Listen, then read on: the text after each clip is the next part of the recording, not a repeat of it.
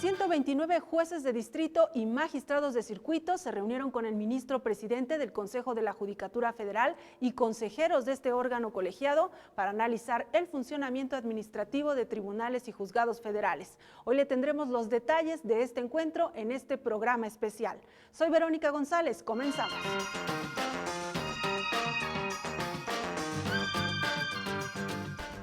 Me da mucho gusto presentarles al juez de distrito Juan Marcos Dávila Rangel. Bienvenido, juez. Muchas gracias, Verónica. Pues para conversar en el contexto de esta tercera reunión nacional de coordinadores de jueces y magistrados con consejeros de la Judicatura y comentar con el auditorio de Canal Judicial cuáles son las funciones o en qué consiste ser coordinador, en este caso usted, de jueces en Tuxtla Gutiérrez, Chiapas. Mira, es una situación que casi no se conoce, es un perfil que tenemos los juzgadores que está un poco oculto de la ciudadanía. Las coordinaciones ya existen desde hace muchos años, pero en diciembre de 2016 el Consejo de la Judicatura emitió un acuerdo en el que reguló precisamente todo este aspecto distinto de los jueces y magistrados. Se regulan las coordinaciones de jueces y de magistrados por aparte. En cada circuito dependerá, por ejemplo, si hay especialización por materia, hay coordinador de jueces, por ejemplo, en materia laboral y habrá otros en materia penal. Y si es materia mixta, pues es solamente un coordinador de jueces. Depende también de la entidad, si hay varias ciudades es necesario poner coordinadores en función de cada una de las ciudades, ¿no? Nosotros, la función principal de los coordinadores de jueces y magistrados es el enlace. Es un enlace entre los compañeros de la residencia con el Consejo de la Judicatura, con todas las instancias del Consejo de la Judicatura, con los señores consejeros, con los señores secretarios ejecutivos y con las direcciones generales. Este enlace lo que permite es que haya una comunicación un poco mejor, más fluida, y que las necesidades en un momento dado concretas que se dan en cada uno de los circuitos judiciales, pues puedan tener un mejor desahogo. ¿Cómo se van rolando, digamos, esta coordinación? ¿Cuánto tiempo duran? El acuerdo establece que dura 1 año y no es posible la reelección. Por cada coordinador titular hay un coordinador también que es suplente. ¿Cómo se eligen? Pues se eligen fundamentalmente por el voto de cada uno de los jueces y magistrados del circuito o de la ciudad correspondiente y de la materia en su caso. Pues ¿por qué es importante visualizar, como usted mencionaba, este otro ángulo del impartidor de justicia? La gente generalmente pues los imaginamos en su despacho, estudiando sus asuntos, para el dictado, para la resolución de un asunto judicial. Pero ustedes tienen esta otra tarea de ser pues líder de un equipo de trabajo, ¿no? Y de vigilar que también haya condiciones laborales adecuadas para que se pueda realizar este trabajo. Sí, es el aspecto que yo considero que es de los recursos humanos, recursos materiales y recursos financieros de un órgano jurisdiccional. Ya por disposición de la ley, nosotros somos los encargados de ver esos 3 aspectos, además del que mencionas, del jurisdiccional o de que es el más importante, ¿no? Exactamente, de la resolución de los juicios. Vemos el manejo del personal del juzgado, vemos cuáles son sus inquietudes, sus expectativas, todo lo que tiene que ver, por ejemplo, con nombramientos, con designaciones, con permisos, con licencias, días económicos, etcétera. Y en la cuestión material, pues todo el funcionamiento del juzgado a través de los equipos de cómputo, a través de las instalaciones del propio órgano jurisdiccional, que sean adecuadas, que sean dignas, y todo eso lo manejamos los jueces, pues para que lo que se requiera en cada específico juzgado y tribunal pueda ser atendido junto con la sinergia de las entidades del Consejo de la Judicatura Federal. Pareciera que no, pero sin duda impacta. Todo este trabajo, digamos, como detrás de cámaras, ¿no? Como lo decimos nosotros, impacta en el servicio ya de impartición de justicia, ¿no? Impacta demasiado porque un recurso humano, personal, que no esté bien instalado, que no se sienta en un lugar seguro, que no se sienta en un lugar adecuado para ejercer su labor, es muy complicado que dé una justicia de calidad. Entonces, eso lo ha entendido muy bien el Poder Judicial de la Federación, la Suprema Corte de Justicia, el Tribunal Electoral y el Consejo de la Judicatura, y sí ha cuidado mucho que ese aspecto esté totalmente pues satisfecho. A nosotros nos toca que no nada más desde cuando llega uno a un juzgado pues ver cuáles son las necesidades, sino también ir incorporando mejoras sustanciales para que los colaboradores que tenemos pues se sientan lo mejor posible y desarrollen al máximo y óptimo ideal sus capacidades. Juez, aquí también se puede hablar como de buenas prácticas judiciales. Sí, bueno, yo llamaría buenas prácticas de corte administrativo, administrativas. Tal vez sería conveniente que hubiera un encuentro como el que hubo el año pasado de buenas prácticas judiciales, ahora uno de buenas prácticas de carácter administrativo, porque nosotros somos funcionarios de carrera judicial y ese aspecto, aunque sí hay capacitación, por estar metidos en la cuestión esencial, como lo mencionaste, que es lo jurisdiccional, lo hemos dejado un poquito de lado. Y esa situación creo que sí puede ser factible que se pueda pues llevar a cabo una discusión, ¿no? Una discusión entre todos para fortalecerlo. Bien, juez Juan Marcos Dávila Rangel, muchas gracias por estar con nosotros en el programa. Al contrario, muchas gracias. Y está con nosotros la magistrada Edna Lorena Hernández Granados. Ella es coordinadora de los magistrados en materia de trabajo del primer circuito. Bienvenida. Gracias, Verónica. Magistrada, queremos que nos comente en este contexto de esta reunión que ustedes tienen ya por tercera ocasión, para hablar un poco de la materia de trabajo. ¿Por qué era necesaria hacer una reforma pues tan profunda en materia laboral? Sí, gracias. Fíjate que ha existido mucho rezago en las juntas, tanto locales como federales, porque ha venido habiendo una disminución de personal, pero también un crecimiento de asuntos, de expectativas laborales, de demandas laborales, que no concilian y que todo se va a juicio.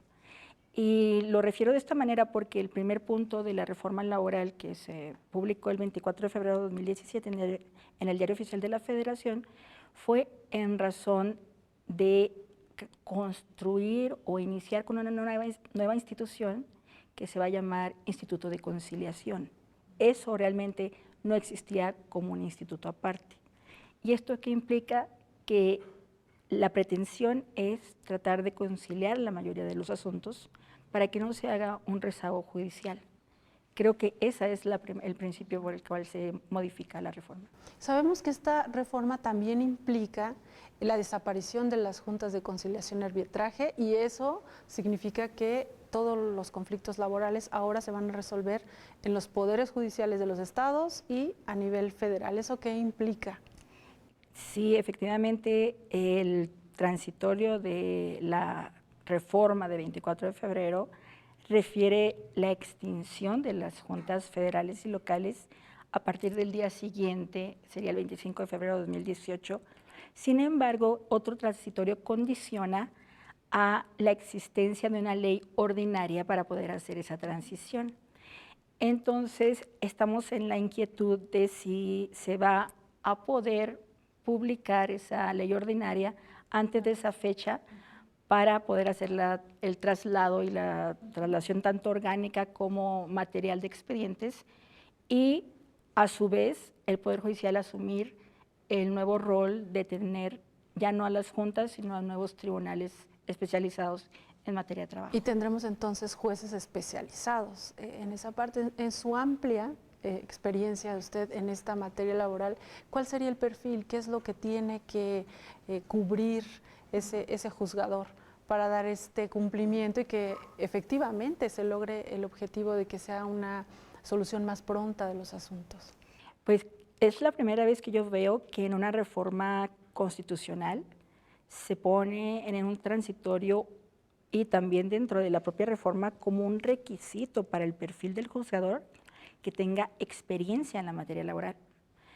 Esta ya es un requisito constitucional porque lo están asentando el constituyente. Entonces quiere decir que aquel que vaya a asumir el cargo de juez o, si así lo decide la ley ordinaria, de un colegiado de 3 jueces o magistrados, no sé cómo le vayan a denominar al cargo, pero lo que sí requiere, y ya está en la Constitución, es que tenga experiencia en la materia laboral. Ahora, ¿cómo podríamos considerar la experiencia en materia laboral? Primero, a mi juicio, tendría que haber estado en un órgano donde se administrara justicia en materia de trabajo, ya sea juntas federales, locales, Tribunal Federal de Conciliación y Arbitraje, colegiados, juzgados de distrito en el país, tanto especializados como mixtos que se lleve la materia. Y al momento de competir o concursar para el cargo de juez o el nuevo juez en materia laboral especializado, tendrá que venir como requisito previo algún periodo de haber estado en alguno de esos órganos. Cuando ustedes se reúnen en este tipo de encuentros para tratar la parte administrativa, ¿no?, de estar al frente de un órgano jurisdiccional, tratan asuntos que finalmente impactan en la impartición de justicia, porque mejorar el ambiente laboral, porque contar con espacios adecuados, pues tiene que ver con este servicio, ¿no? ¿Qué tan útiles son estas reuniones? Ahorita acaba de tocar el señor ministro presidente un punto muy importante. Primero he de señalarte que nos invitaron a todos los coordinadores del país de materias y de todos los circuitos, y hemos podido exponer ante el señor ministro presidente pues las inquietudes que se plantearon por los coordinados de cada uno de nosotros. Escuchó todas las preguntas, todas las exposiciones, todas las propuestas, y unos planteamientos que advierto que son interesantes en lo que tú refieres es la administración de los órganos jurisdiccionales. Tenemos facultad los titulares de administrar y organizar tanto en cuanto a las audiencias públicas que ahora se sesionan. Un compañero me hizo la pregunta de qué pasa con el público cuando estamos sesionando y ahora pueden pasar a las audiencias públicas, pero están usando el teléfono o están videograbando o están platicando sin darle la formalidad a la sesión. Y bueno, pues nos recordó el rol que tenemos como autoridad dentro de nuestros órganos jurisdiccionales para tomar las medidas disciplinarias que se requieran y llevar al orden a la sesión y al público que está en ese lugar. Igual porque hay muchos jueces y magistrados, magistradas y juezas en el país donde hay más riesgo de inseguridad. Entonces es necesario que se tomen las medidas disciplinarias para la protección y para el respeto y la solemnidad de las audiencias. Bien, pues magistrada Edna Lorena Hernández, muchas gracias por haber compartido con nosotros este experiencia. No, gracias, Verónica.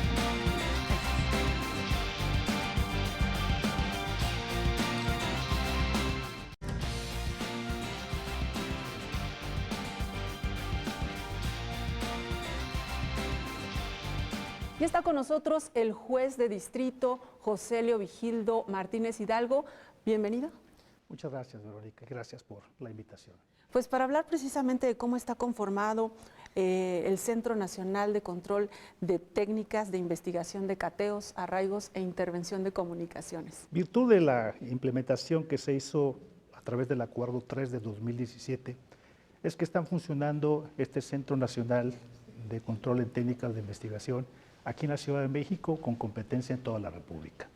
Actualmente hay 6 jueces federales, en turnos diurnos son 3, nocturnos son otros 3, y paralelamente habemos 2 jueces que estamos casi en peligro de extinción, que somos los jueces federales de cateos, arraigos e intervención también de comunicaciones. Nosotros trabajamos bajo el auspicio del Código Federal de Procedimientos Penales. Recordemos que hubo la implementación del sistema acusatorio.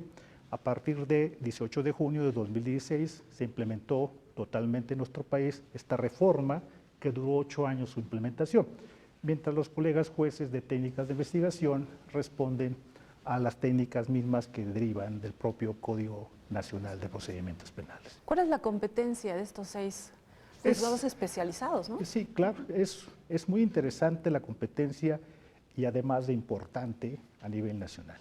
¿Por qué? Nuestra Constitución en el artículo 16, curiosamente nuestra Constitución es una de las pocas del mundo, donde distingue lo que los doctrinarios refieren como el derecho penal de 2 vías. El derecho penal del enemigo, un trato excepcional a un grupo excepcional. Me refiero a la delincuencia organizada. Al delincuente organizado, dice la Constitución, se le puede retener 96 horas, cuando lo común son 48. Al delincuente organizado se le puede arraigar hasta por 80 días, cuando eso no se puede hacer al delincuente común. Al delincuente organizado, además, se le puede extinguir el dominio de sus bienes sin necesidad de concluir un juicio. Entonces, en vista de esa importancia, es que la propia Constitución, en su artículo 16, y se refleja en el Acuerdo 3 de 2017, dotando de competencia a los jueces adscritos al Centro Nacional de Control en Técnicas de Investigación. ¿Para qué? Para que conozcan precisamente de arraigos, cateos e intervención de comunicaciones privadas que los agentes del Ministerio Público de la Federación soliciten en contra de este grupo excepcional. De igual forma, conocerán de estas mismas técnicas para aquellos delitos que también son un flagelo y son precisamente el manejo de recursos de procedencia ilícita. Tenemos otro caso competencial que actualmente es muy importante por la desafortunada situación que en el país cada vez hay un mayor crecimiento en secuestros, extorsiones, robo de hidrocarburos. Es necesario saber quién es el titular de la línea, de dónde se están llamando, dónde se está exactamente para la extorsión. Muchas veces son de penales, muchas veces son de casetas, cabinas telefónicas que están en las avenidas, calles, o son de celulares. Normalmente, es decir, se utilizan estas vías de comunicación para cometer delitos. Afortunadamente, virtud del artículo 303 del Código Nacional de Procedimientos Penales, faculta a los titulares del Ministerio Público de las entidades federativas, al igual que al Procurador General de la República, para recurrir al Centro Nacional de Justicia y pedirle a un juez adscrito al mismo una técnica de investigación que consiste en requerir a esa empresa que presta esos servicios de telecomunicación, ¿verdad?, que le proporcione los datos que conserva. Por eso los datos conservados. ¿Cuáles? ¿Quién llamó? ¿A qué hora se llamó? ¿A qué lugar se llamó? Y dónde está la georreferenciación del dispositivo electrónico. Debo decirte, Verónica, que esta técnica ha tenido mucho éxito. Es una técnica, digamos, estrella para la labor de investigación de las procuradurías. Hasta hace 2 meses yo estuve adscrito al Centro Nacional y me tocó dictar varias técnicas y con gusto veía que, virtud de la misma, se podía localizar a la víctima. Muchas veces esa técnica significa precisamente la vida, salvarle la vida de las a una personas. persona.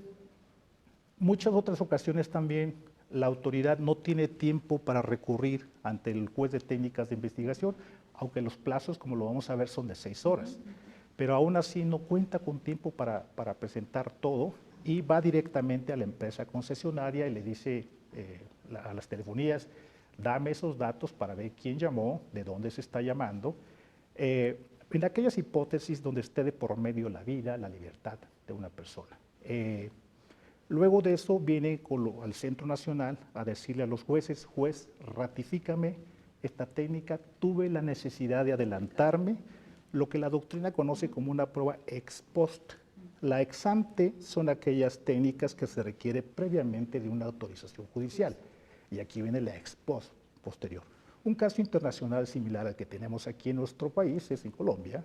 En Colombia el fiscal general puede decretar el allanamiento de un domicilio cuando está de por medio el peligro por la demora y no puedan ocurrir ante un tribunal van y bajo su propia responsabilidad decreta el allanamiento. Tiene que ir a las 24 horas para que se ratifique. Igual acá en México, aquí son 48 horas para que se ratifique. Y bien, si no lo hace el Ministerio Público o el titular de la agencia del Ministerio Público, estaremos en presencia entonces de una prueba ilícita. ¿Por qué? Porque se hacen violación de derechos fundamentales. Juez, finalmente nos gustaría que nos comentara qué sucede. Ya mencionaba usted, venimos de la reforma de 2008 y se están llevando a cabo, digamos, procesos simultáneos, ¿no? A partir de 2016, pues rige el nuevo sistema de justicia penal. Pero ¿qué sucede con los casos que se iniciaron antes de la reforma? Sí, es una pregunta muy interesante y además es bueno esclarecer porque hay dos clases de jueces, ¿no? El sistema inquisitivo del cual transitamos a partir del 2016 tiene una data de hace 100 años. ¿No? Se cometieron todos los delitos que se juzgaron en esa data de un siglo, fue bajo el sistema inquisitivo. El sistema inquisitivo dejó de tener vigencia el 18 de mayo del 2016. Obvio, no tenemos todos esos asuntos porque pues, la figura de la prescripción hace que se extinga, o bien ya fueron juzgados o fueron absueltos, ¿no? Sin embargo, un grueso número de asuntos, debo decirte que son miles de averiguaciones previas, todavía están abiertas. Todavía requieren de un control judicial, que es el que llevamos nosotros, 2 jueces nada más en el país. Es poca la labor, pero no menos sustancial. No tiene mucho, la semana pasada, virtud de una investigación de 2014, se pidió un cateo, se encontraron personas, se encontraron objetos de delito y fue un éxito. Salió la noticia a nivel nacional, un juez de este sistema. El delito continúa surtiendo ese efecto, no ve la frontera del que es sistema acusatorio e inquisitivo. Por eso hay 2 jueces que son los que respondemos en términos del Código Federal de Procedimientos Penales todavía. Juez Josélio Vigildo Martínez Hidalgo, muchas gracias por habernos acompañado en el programa de hoy. Es un gran honor, Verónica, con mucho gusto y muchísimas gracias por la invitación. Gracias a usted. Está con nosotros Beatriz Moguel, ella es jueza de distrito especializada en el nuevo sistema de justicia penal. Jueza, bienvenida. Gracias, buenas tardes. Pues en el marco de esta reunión que ustedes sostienen como coordinadores con los consejeros de la Judicatura Federal, hemos querido conocer un poco más de cerca el trabajo que realizan, pues de las distintas materias, ¿no?, que los reúnen. Entonces, en este caso, cuéntenos de su experiencia en el Centro de Justicia Penal Federal. ¿Cuál es el reto que ustedes tienen como juzgadores en este nuevo sistema? Pues definitivamente es un sistema totalmente diferente, ya lo hemos dicho, del sistema llamado ahora tradicional. Y es un reto no solo para los jueces, también para las partes. Hay que capacitarse ampliamente en este sistema. Y además, el reto principal para el que está en la sala de audiencias presidiendo es conservar el sistema tal como está, conforme a sus principios. Que no se trate de regresar a las antiguas prácticas del sistema tradicional ni a los viejos vicios que hicieron precisamente que abandonáramos este sistema. ¿Cómo qué conductas o cómo qué prácticas son las que se debe evitar regresar a ellas? Bueno, las partes estaban muy acostumbradas a la suplencia y ahora tienen que realizar un trabajo constante. Tienen que llegar preparados totalmente a las audiencias.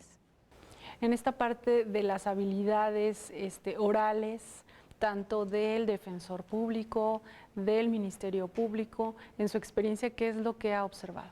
Es también un gran reto porque también estábamos muy acostumbrados al documento, al papel, lo presento y me voy a mi despacho, y ahora ya no. Ahora hay que, además de tener la razón, hacerla valer, exponerla.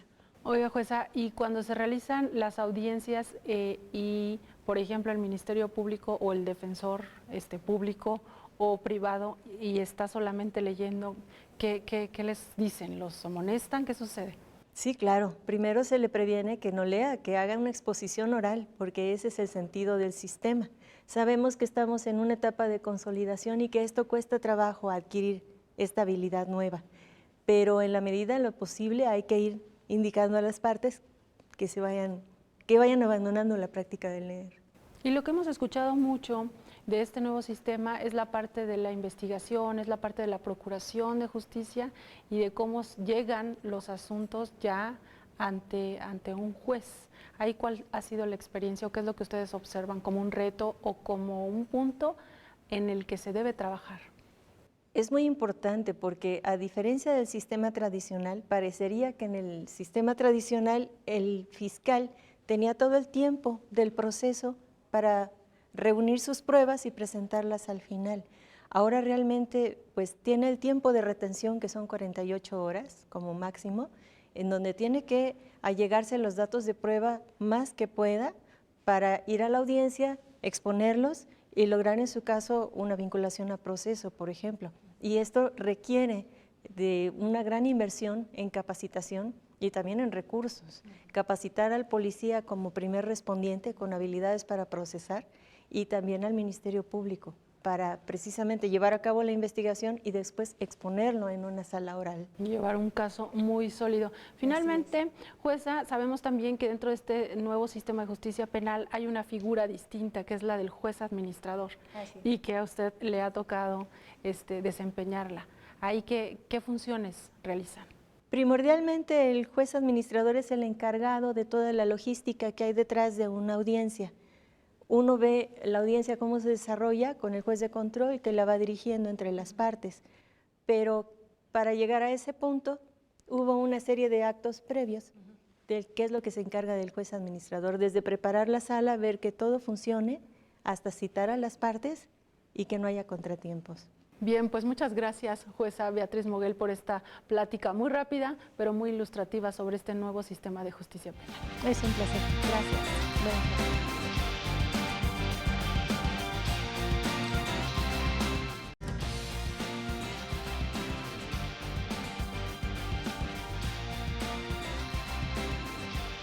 Seguimos llevándole el detalle de este tercer encuentro nacional de coordinadores de jueces y magistrados con consejeros de la Judicatura Federal. Y ahora está con nosotros el juez Rodrigo Torres Padilla, coordinador de jueces con residencia en Morelia, Michoacán. Bienvenido. Así es. Muchas gracias, Verónica. Es un gusto estar aquí contigo para platicar de algunas cuestiones que son del interés de la comunidad jurídica y de ustedes. Así es, juez. En el caso del circuito que está en Morelia, Michoacán, entiendo, usted está adscrito a un juzgado en materia mixta. Así es. ¿Qué retos enfrenta un juez al tener que recibir de la misma manera que llega un asunto mercantil, un asunto civil, ¿no? Diversas materias? ¿Qué retos representa? Bueno, en sí es algo complicado porque tenemos, como lo sabes, tenemos un número de personal limitado y tenemos una amplia variedad de asuntos que recibimos.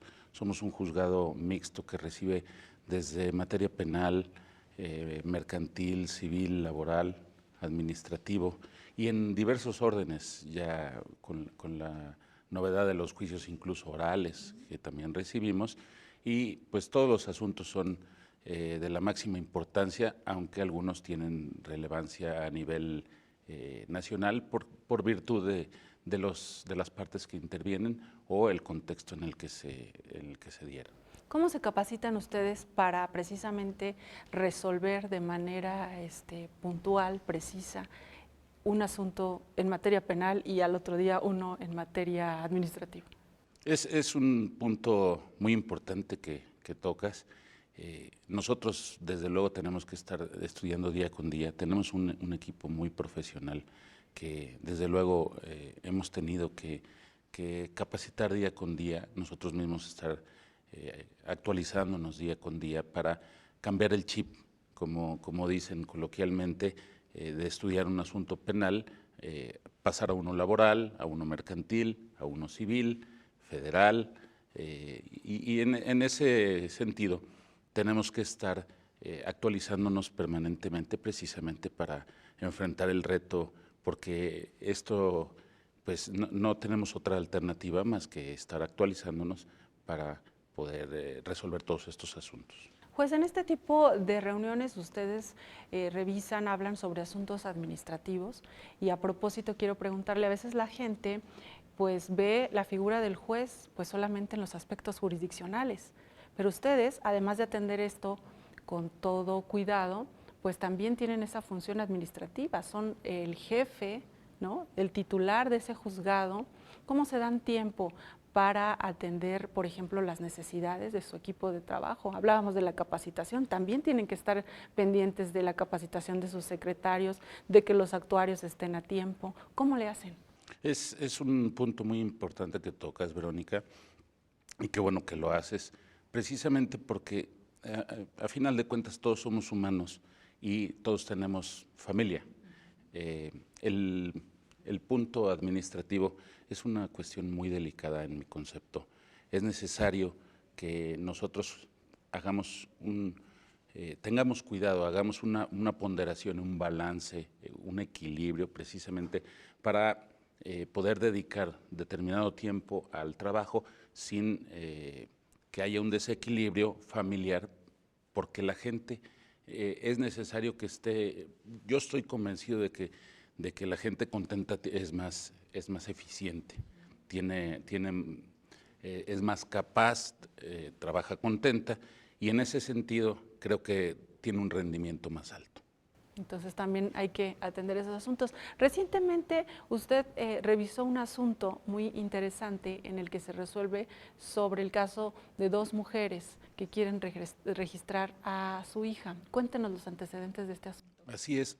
Entre otros asuntos que tienen una gran trascendencia, hace un poco tiempo se resolvió un asunto que dio origen a pues un aspecto novedoso en el país. Dos personas del sexo femenino acudieron a solicitar el amparo precisamente para que se les reconociera una maternidad dual, es decir, que las dos fueron reconocidas como madres de 2 niñas que nacieron de un procedimiento de reproducción asistida. En este caso fue un procedimiento de fecundación in vitro. En este procedimiento, una aportó el óvulo, la otra aportó su vientre, y después de pues, 9 meses nacieron dos bonitas niñas Gemelas, que tengo el gusto de conocer, precisamente porque en el procedimiento se llevaron a cabo pruebas periciales para determinar su origen biológico. Este asunto dio origen a que el registro público, el registro civil de Morelia negara la petición, porque estamos acostumbrados a una cuestión ordinaria, que es registro padre, registro madre. En este caso, pues desde luego que ambas intervinieron, y con la falta de una de ellas no tendríamos la posibilidad de haber conocido a esas pequeñas menores.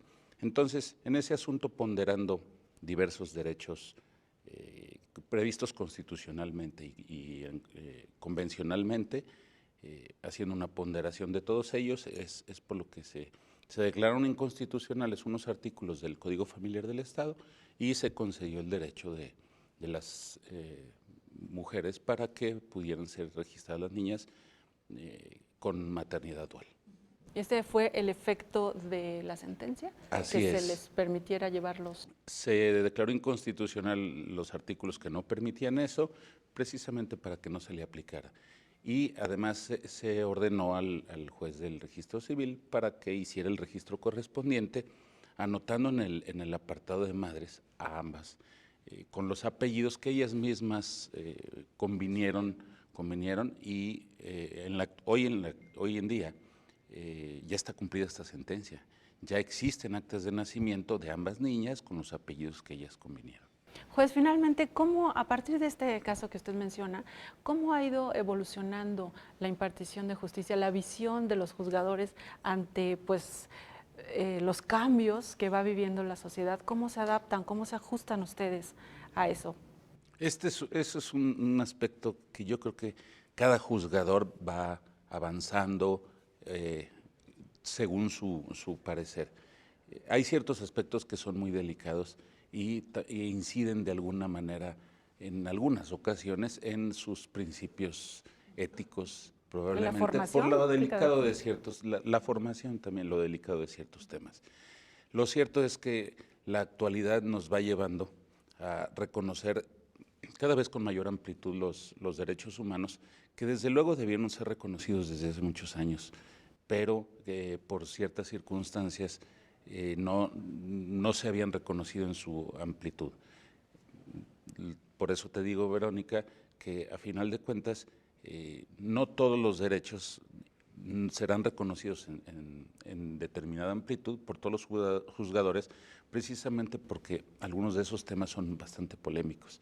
Entonces, dependerá de lo que se vaya resolviendo por cada juzgador y que vaya definiendo la Suprema Corte de cómo podamos ir avanzando en esos temas. Bien, pues, juez Rodrigo Torres, le agradecemos mucho por habernos acompañado en el programa. Es un gusto. Muchas gracias, Verónica. Bien, gracias a usted.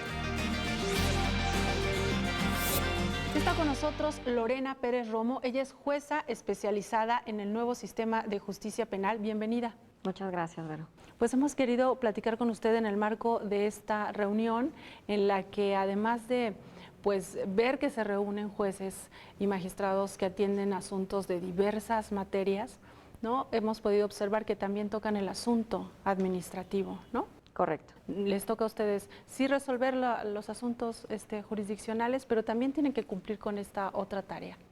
Sí, aquí es muy importante exaltar la participación directa del ministro presidente Luis María Aguilar Morales en el hecho de poder nosotros plantearle nuestras debilidades, nuestras fortalezas y establecer áreas de mejora continua para poder dar un mejor funcionamiento a nuestra sociedad en un Estado democrático. En este caso, a usted le toca estar en un centro de justicia penal federal. ¿Cómo están viviendo ustedes esta experiencia?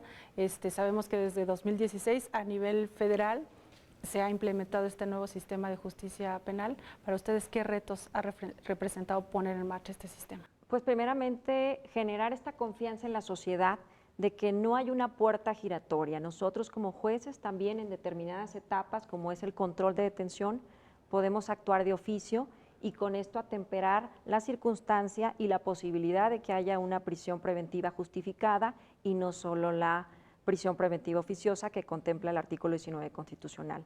Y nosotros estamos actuando directamente en analizar todo este tipo de situaciones en los casos en particular para efecto de que este sistema funcione y garantice a la sociedad una debida administración de justicia. Aquí en esta reunión se ha hablado, por ejemplo, de tener buenas condiciones en cuanto a infraestructura, un lugar adecuado, ¿no? Y eso es algo que se refleja muy bien ahora en los nuevos centros de justicia penal federal, ¿no? Comentaba el ministro presidente sobre el caso de Islas Marías, que por mucho tiempo estuvo olvidado y ahora tiene un lugar digno. Ustedes incluso utilizan su toga. ¿Cómo es esto? Cuéntenos, descríbanos un poco cómo se desarrolla una audiencia ahora en el nuevo sistema. Pues primeramente establecer que lo prioritario en un centro de justicia es la cuestión de la seguridad. Y esta es para el personal del Poder Judicial, para el público y por supuesto para el imputado o las personas que han sido acusadas de la comisión de algún delito. Priorizamos esta cuestión de la seguridad y el uso de la toga es una manifestación más de la formalidad que le debemos de dar a la audiencia, donde dicho sea de paso todo se resuelve de manera inmediata. Ya a diferencia del sistema tradicional, nosotros en audiencia estructuramos los recursos y los resolvemos en ese mismo momento y esto permite que nuestra sociedad tenga una impartición de justicia mucho más pronta, mucho más expedita y sobre todo imparcial. Pues ustedes deben de tener un temple, ¿no? Hemos escuchado cuando les dan los cursos de capacitación que deben mantener una situación de no favorecer, ¿no?, a ninguna de las partes, ni siquiera con sus expresiones, ¿no? Es correcto. ¿Qué sucede, por ejemplo, cuando están en una audiencia donde un imputado es peligroso, muy peligroso? ¿Cómo controlan ustedes esa situación? Y está la gente también ahí. ¿Qué implica para usted como juzgadora? Esta nueva generación de jueces especializados en el sistema acusatorio, que somos producto de un instituto de la Judicatura Federal, que somos producto de muchos exámenes y de una carrera judicial muy sólida, estamos ya preparados para ello. Estamos preparados para actuar con valor y con valores en cada una de las audiencias que tenemos, sin importar la condición del imputado o de la persona que sea presentada ante nosotros. Bien, pues jueza Lorena Pérez Romo, le agradecemos mucho por esta entrevista. Contrario. Muchas gracias. Muchísimas gracias.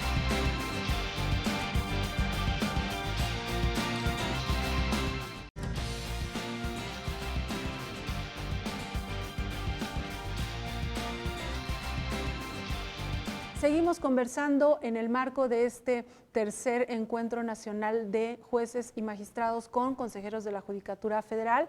Ahora les presento al juez Héctor Vázquez Ferzuli, él es juez de distrito de procesos penales federales. Bienvenido.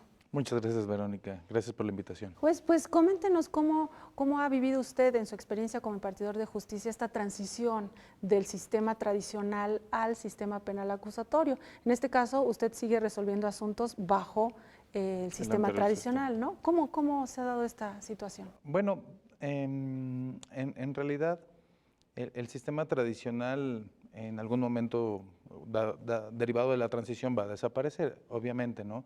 Pero todavía tenemos varios asuntos en los juzgados de este sistema pendientes. Cuando yo llegué todavía había varias causas penales pendientes por resolver, pero tenemos otro tanto todavía en lo que le llamamos causas suspensas, que es el sigilo del juzgado. Esto es aquellos asuntos en los que ya se libró una orden de aprehensión, pero que no ha sido cumplimentada. Como en mi juzgado, en realidad, ha bajado evidentemente la carga de trabajo por la implementación del nuevo sistema. Esto es difícilmente o ya casi nulo es que podamos conocer de un asunto denominado consignación con detenido. En realidad, ese tipo de asuntos ya le corresponde al nuevo sistema, en virtud de que normalmente esas consignaciones derivan de asuntos o delitos que se han cometido en flagrancia. En virtud de ello, pues ya se les consignan a ellos. Pero eso no ha sesgado la carga de trabajo que tiene mi sistema, porque todavía la Procuraduría General de la República, las agencias del Ministerio Público Federal todavía tienen muchas averiguaciones previas que se iniciaron antes de que entrara en vigor aquí en la Ciudad de México, que fue el 29 de febrero de 2016, el nuevo sistema.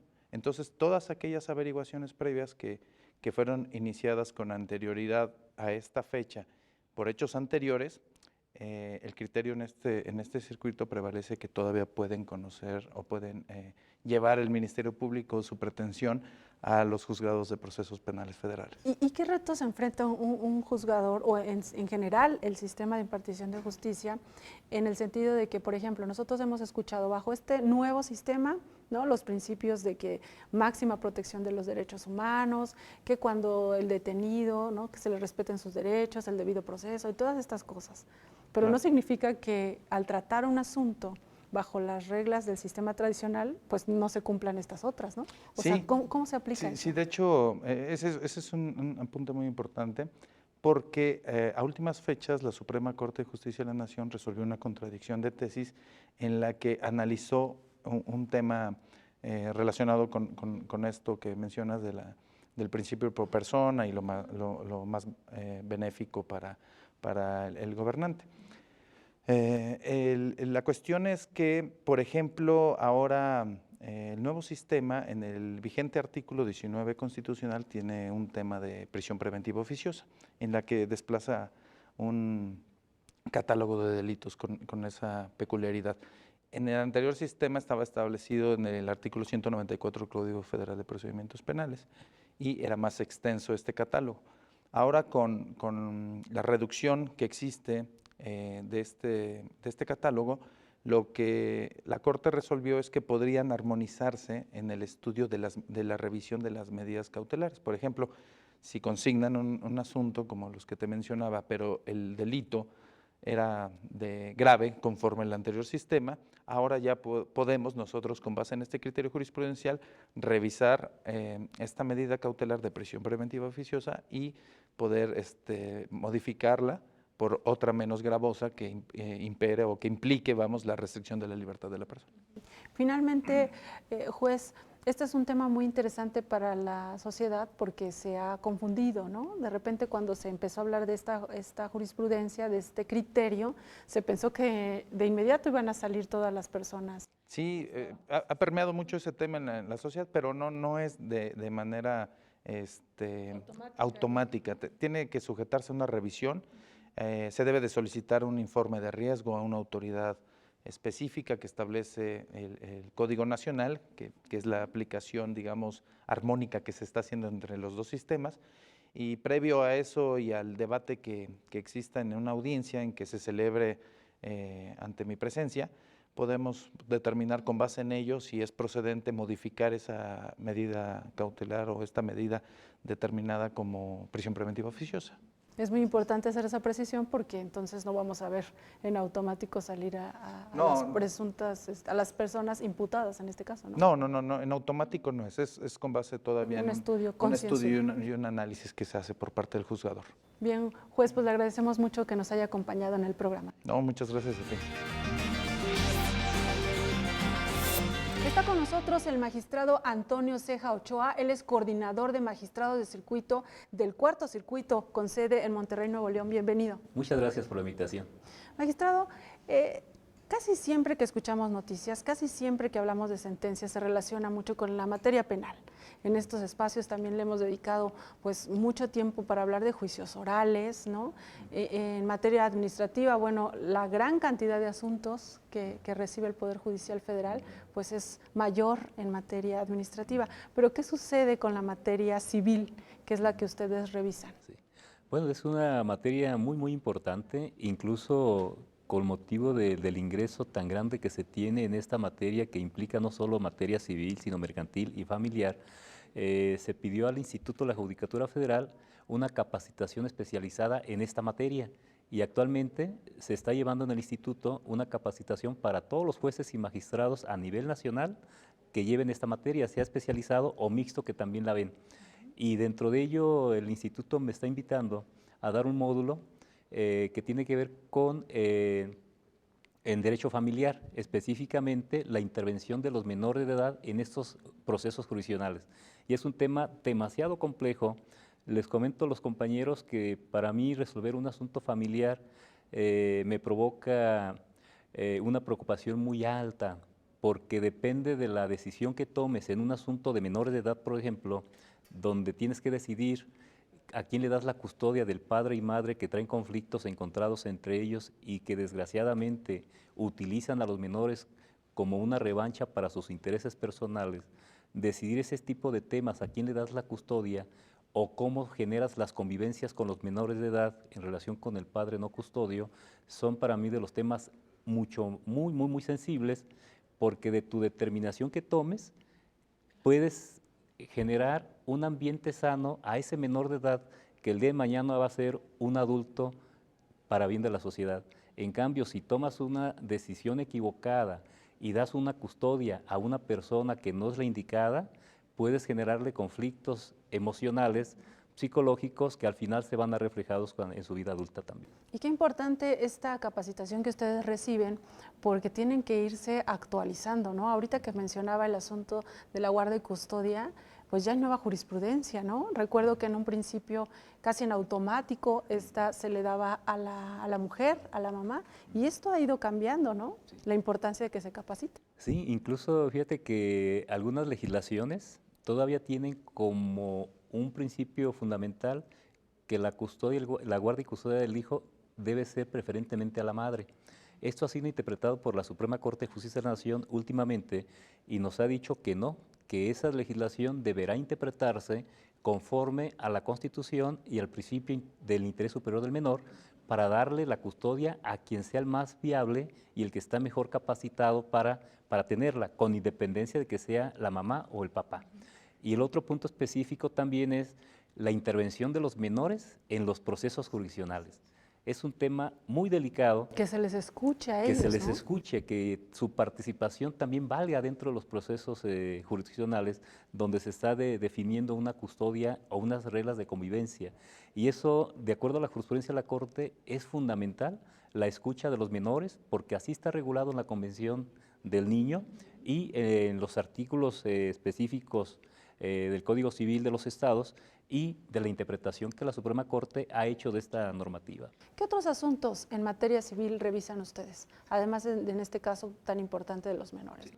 No, pues en materia civil estamos analizando pues, contratos, por ejemplo, de todo tipo, el cumplimiento de contratos, las rescisiones de los contratos, vemos los asuntos de prescripción adquisitiva, la reivindicación de inmuebles, los juicios ejecutivos mercantil, juicios ordinarios mercantiles, ahora que ya está también en vigencia lo de los juicios orales mercantiles.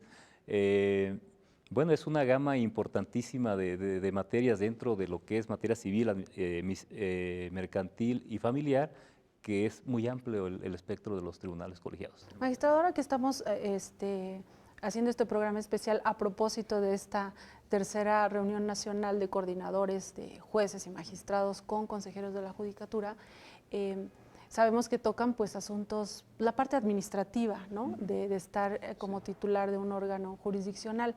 ¿Cómo impactan? ¿Ustedes se reúnen para tocar estos asuntos, ¿no? para mejorar el sistema de impartición de justicia? ¿Cómo impacta en el usuario este tipo de reuniones? Yo creo que son importantes porque nos dan la oportunidad, primero uno como coordinador, someter a consideración de los compañeros las necesidades del circuito. Derivado de ello, nos pide el Consejo que mandemos por escrito las solicitudes y tener estos foros con todos los compañeros, con todos los corredores del país, nos da la oportunidad de expresar de viva voz al señor ministro presidente y a los consejeros las necesidades de cada circuito, que muchas son similares, pero hay otras muy específicas que en cada circuito se dan y en otros no. Entonces es una oportunidad, en mi opinión, muy asertiva, que la instrumentó el señor presidente actual y que esta es la tercera precisamente dentro de su gestión.